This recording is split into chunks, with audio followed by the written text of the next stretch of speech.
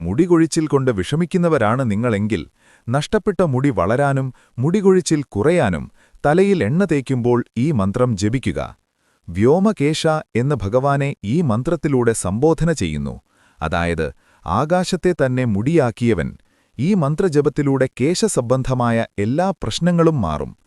Thyroid, PCOD തുടങ്ങിയ രോഗങ്ങൾ കാരണം മുടികൊഴിച്ചിൽ അനുഭവപ്പെടുന്നവർ നിത്യവും ഈ മന്ത്രം ജപിക്കുക.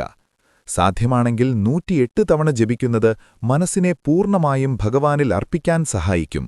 കുറഞ്ഞത് 11 തവണ ജപിക്കണം. മന്ത്രം: വ്യോമകേശ ദിവ്യഭവ്യരൂപതേ നമഃ ശിവായ. ഹേമമേദിനീ ധരേന്ദ്രചാപതേ നമഃ ശിവായ.